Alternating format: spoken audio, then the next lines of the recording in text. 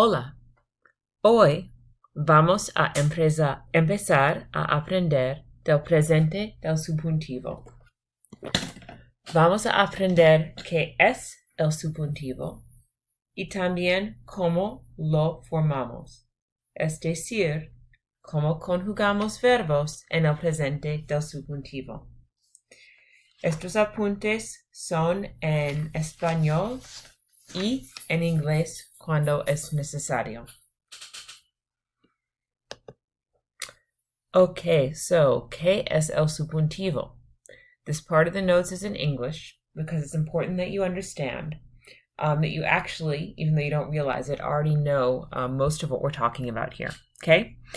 One of the things you need to be aware of that you may or may not have heard before is that there are different moods of verbs. We've discussed a lot about in Spanish 1 or 2 or 3, depending on who you've had in the past, about different tenses like el presente, el pretérito, el imperfecto, el futuro, etc.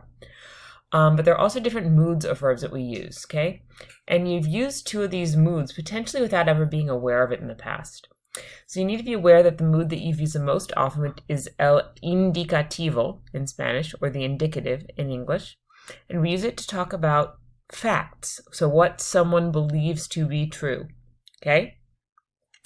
So a few verb tenses, unos tiempos verbales, that you know, that use, that are in the indicative are el presente, el pretérito, el imperfecto. There's also, for example, el futuro would be considered to be an indicative tense. There's also el presente progresivo, el presente perfecto, etc., etc. El imperativo, or the imperative, is for mandatos, or commands. You would have learned mandatos informales, so 2 commands in Spanish 2, and depending on what was taught last year, may or may not have learned formal and plural commands in Español 3. Today we're going to learn to talk about the subjunctive.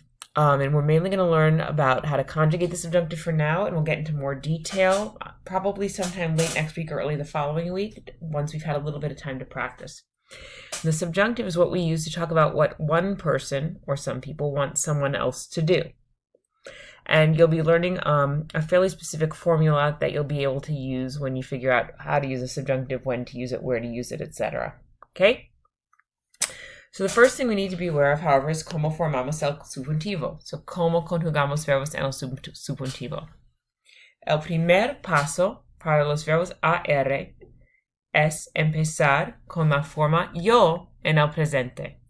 It's very necessary that you do this because there are some verbs where you start off with an irregular yo form, and you use that irregular yo form to help you conjugate the verb in the subjunctive, and you'll see that later on, okay? Después de tomar la forma yo en el presente, vas a quitar la o y añadir las terminaciones e, es, hemos, es, en. You'll notice that these are largely ER endings for the present indicative, and in fact, what we'll say often when we're dealing with the subjunctive is that we flip the endings. So for AR verbs, verbos AR, you're going to use endings that mainly would belong to ER verbs in the present indicative. And vice versa. For ER and IR verbs, you're going to use endings that would mainly belong to AR verbs in the present indicative. As you see here, un ejemplo que debes copiar al principio de página 2 es incentivar. So, la forma yo del presente es incentivo. Quito la o y tenemos incentive, incentives, incentive, incentivemos, incentives y incentiven. Ahora debes pausar el video, conjugar el verbo intentar en el presente del subjuntivo en la página 2 y sigue cuando estés listo o lista. Seguimos con los verbos ER e IR en el presente del subjuntivo. Para conjugarlos, empezamos con la forma yo del presente, quitamos la o, y necesitamos añadir estas terminaciones. A, as, a, amos, ais, an. Y el ejemplo que tenemos aquí es un poco complejo, a bit complex. Vas a notar que es verbo reflexivo. Tiene se al final, so that reflexive pronoun se. Por lo tanto, antes de cada verbo conjugado. Tenemos el pronombre reflexivo apropiado. Me, te, se, nos, os, y se. The other thing you need to be aware of is that proponer is follows the same conjugation pattern as poner. So you may or may not recall that the yo form of poner en el presente del indicativo is pongo.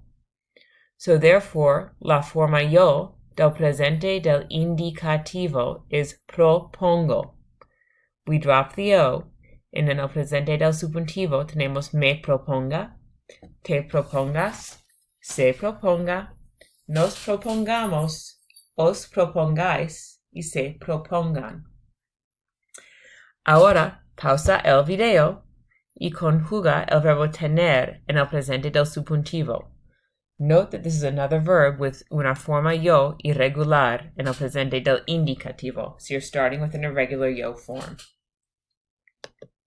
Okay, now so let me get back to normal here. Aquí estamos. Okay, verbos AR y ER con cambio de raíz, stem changers en el presente.